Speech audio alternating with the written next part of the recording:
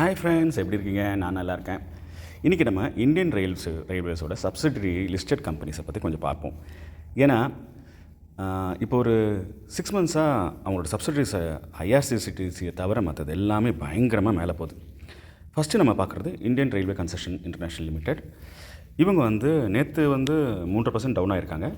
நம்ம 5 டேஸில் பார்த்தீங்கன்னா 2.2% அப் ஆகிருக்காங்க. 1 மந்தில் பார்த்தீங்கன்னா 35% அப் ஆகிருக்காங்க. 6 மந்த்ஸில் பார்த்தீங்கன்னா 49% அப் ஆகிருக்காங்க. இந்த 2022 ஜனவரிலேருந்து எவ்வளோ இன்க்ரீஸ் ஆகிருக்கான்னு பார்த்தீங்கன்னா 31%. ஸோ நம்ம 6 மாதத்துக்கு முன்னாடி இன்வெஸ்ட் பண்ணியிருக்கலாம். நம்ம போன வருஷம் கூட இன்வெஸ்ட் பண்ணியிருக்க வேண்டாம். நவம்பரில் 6 மந்த்ஸ் பிஃபோர் இந்த எல்லாமே ஐஆர்சிடிசியை தவிர இப்போ நம்ம பார்க்குற எல்லாமே நம்ம 6 மந்த்ஸ் பிஃபோர் என்ட்ரி இருந்தோன்னா railtel இதுவும் ரயில்வேவோட சப்சிடரி தான். நேற்று பார்த்திங்கன்னா 3%, 5 நாளில் பார்த்திங்கன்னா 4.5%, ஒரு மாதத்தில் பார்த்திங்கன்னா 19%, 6 மந்த்ஸில் பார்த்திங்கன்னா 43%, ஜனவரிலேருந்து இன்வெஸ்ட் பண்ணியிருந்தேன் 18.41%, போன வருஷம் இன்வெஸ்ட் பண்ணியிருந்தீங்கன்னா 18.21%. ஸோ இதுவும் 6 மாதத்துக்கு முன்னாடி நம்ம இன்வெஸ்ட் பண்ணியிருந்தோன்னா ஒரு பெரிய ரிட்டர்ன் நமக்கு எதிர்பார்த்துருக்கலாம். இது என்னென்னா ஒரு கார்ட்டல் மாதிரி கொஞ்சம் பேர் இதில் என்ட்ரியாக இருக்காங்கன்னு நினைக்கிறேன். ஏன்னா நான் ஃபஸ்ட்டு ஐஆர்சிடிசி வாங்கினது 4,000 என்னமோ. இது ரிட்ஸு, இதுவும் ரயில்வே சம்மந்தப்பட்டது தான். நேற்று பார்த்திங்கன்னா 2.5% கம்மியாக இருக்குது. 5 நாளில் பார்த்திங்கன்னா 1.81% கம்மியாக இருக்குது.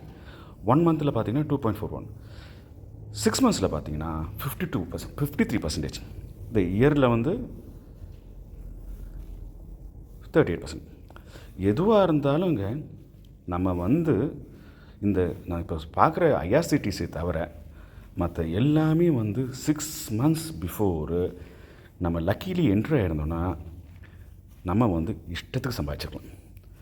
ரயில்வே விகாஸ் நிகம் லிமிடெட், நான் கொஞ்சம் நம்மளோட ஃப்ரெண்ட்ஸ் இருக்காங்க, அவங்ககிட்ட அப்ராரோட ஒரு குரூப் இருக்குது.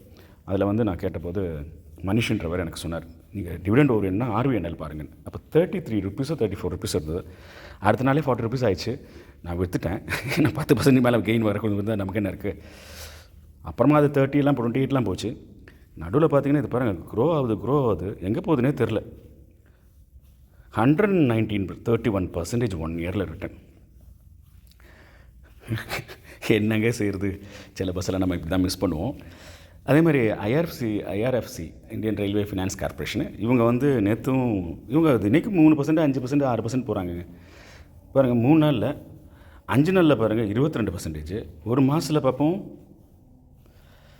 56%, 57% வச்சுக்கோங்க. 6 மாதத்தில் இது பாருங்கள், இவங்க எல்லாருமே 6 மாதத்துக்கு முன்னாடி தாங்க கேம் பிளேன் பண்ணி ஸ்டார்ட் பண்ணியிருக்காங்க. நம்ம என்னென்னா நம்ம டிவிடெண்ட்னால இந்த கம்பெனியெல்லாம் நான் வாட்ச் பண்ணியிருந்தேன்.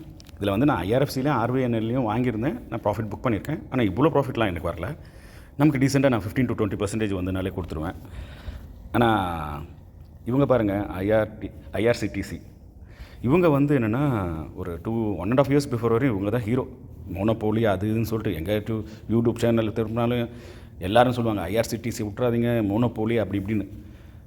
அது நம்ம ஒரு குரங்கு கதை இருக்குது இல்லைங்களா ஷேர் மார்க்கெட்டில், அது மாதிரி தான் நினைக்கிறேன். இது நான் 4,500 இருந்தேன். அப்புறமா 6,000 போயிட்டு அப்புறம் ஸ்டாக் ஸ்பிளிட்லாம் பண்ணாங்க. நான் ஒரு 15% வெளியே வந்துட்டேன்.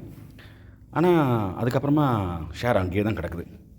அந்த 52 வீக்ஸ் ஹைக்கு பக்கத்துமே வரமாட்டேங்குது. சரி பார்ப்போம், நீ 2 வருஷம் பொறுத்து வரும்னு நினைக்கிறேன். Happy day friends, take care, safe investment.